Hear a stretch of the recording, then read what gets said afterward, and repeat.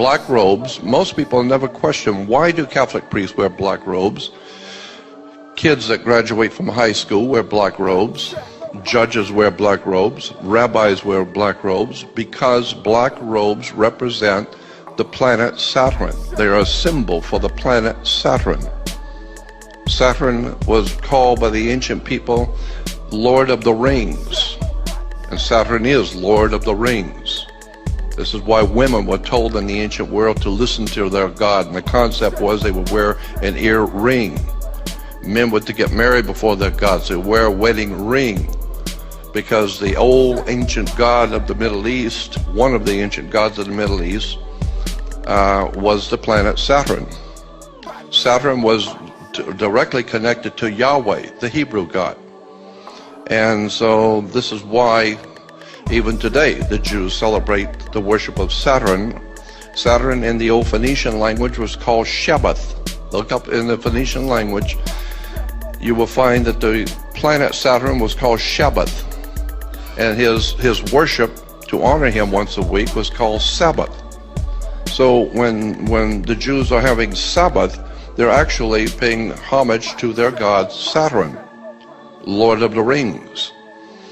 And so when you start breaking down where religions have come from, theologies have come from, the six-pointed star, for instance, is called the Star of David. Actually, it's not the Star of David. All the encyclopedias and reference works will tell you that it's called the Star of Saturn. It is a hexagram. Hexagrams represented the planet Saturn. So, and then when you look at the Christian system of things, the church is a disgrace, in my opinion, period. The Christian church is a disgrace. Everything that comes out of the Christian church in America is a disgrace. It's filled with lies, deception, innuendos. It is a money-making corporation. It operates under maritime admiralty law. And there is a whole world of knowledge that Christians have not been given about the scriptures, about who wrote the Bible, where it came from. I have found that even Judaism is not a BC religion. It did not exist in the BC, so when we talk about ancient Jerusalem, there was no ancient Israel. Jerusalem, yes, but no ancient Israel. So when you think about and how preachers and religious leaders talk about ancient Israel this and ancient Israel that, in point of fact, Israel is not a BC religion. The whole concept of the Old Testament was developed right around the 9th, 10th, and 11th and 12th century AD. So that the Old Testament is not an ancient record of an ancient people. There was no ancient Israel.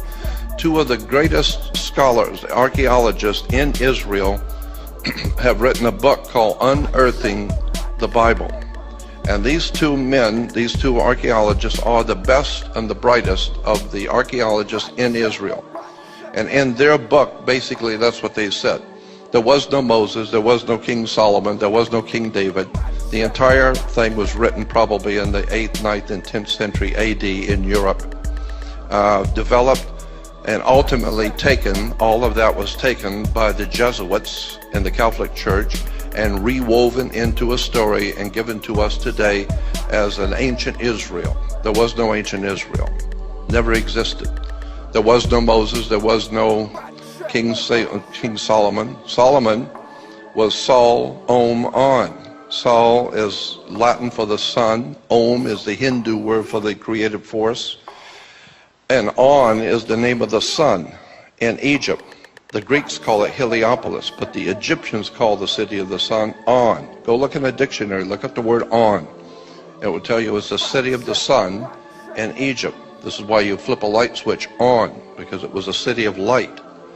So you take Sol, Om, On, the three names of the sun in the ancient esoteric languages, it becomes Sol, Om, On, or Solomon. Even in the ancient Bibles, the old Bibles from the 12th, 13th, and 14th century, in the Bible, it didn't say King David. It kept talking about King Druid.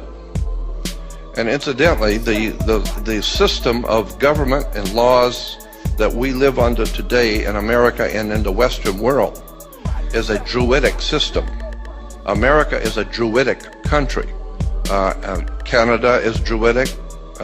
Like I said, Western civilization is a Druidic establishment.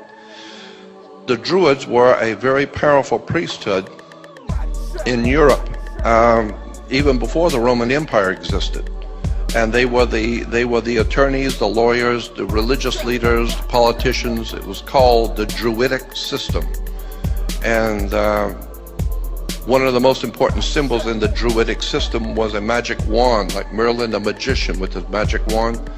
And orchestra leaders and conductors use a magic wand. That's a Druid symbol. And the Druid symbol of the magic wand was made out of the wood of a holly tree. It's made out of Hollywood. And the entire establishment in Hollywood is a Druidic system. So if you don't understand Druidic symbols, you'll never know what's going on in Hollywood and where they're being financed, who's financing them, and how this stuff really works in relation to government. There's an enormous amount of material out on the web showing pictures from motion pictures from 5, 6, 7 years before 2000, before 9/11, in which 9/11 is in motion pictures. And the original film of Matrix, in the original Matrix movie, the star is giving some kind of an affidavit to sign, which is his identification or something. And the camera zooms in on it for just a moment when he's signing it. But if you stop the film, stop it and back it up and zoom in, you will see the document is about something that is going to happen. It says September 11, 2001. And this was way before September 11, before 9/11. Chris Carter, classic example when I'm talking about Hollywood. Chris Carter, the creator of X-Files. When X-Files ended, Chris Carter, the producer, started a whole new television series called The Lone Gunman. And the very first movie was a lead-off movie for the new television series. And in that movie, that came out right around February or March of 2001. February or March of 2001, Chris Carter's new television show called Lone Gunman was started on Fox television. And in the very first episode, it's talking about how factions within the U.S. government were going to fly 757s into the World Trade Center and lock them down purposely. And in the movie, you're seeing the planes going into the World Trade Center. That was back in, 8 months before it even happened. Chris Carter is telling you something in the movie. And in the movie, they ask, well, why are these people in the government doing it? And one of the guys in government said, because we need to control the Middle East, we need to control the oil flow, we need to have a dominant place in the Middle East so that we can promote wars, which is good for business. And but that's in a movie, and it shows the planes going into the World Trade Center.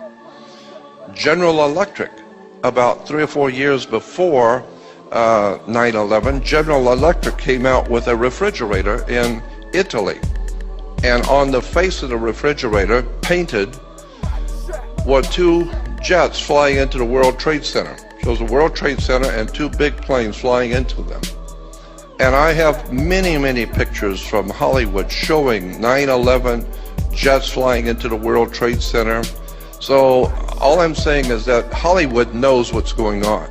And this whole thing is being orchestrated from behind the scenes to knock down the World Trade Center.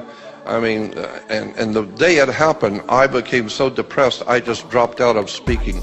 I no longer toured, I no longer did radio, I no longer talked to anyone, and I've been out of commission for many years because 9/11 just shut me down. As far as I was concerned, I was through with America. I'm through with all of it.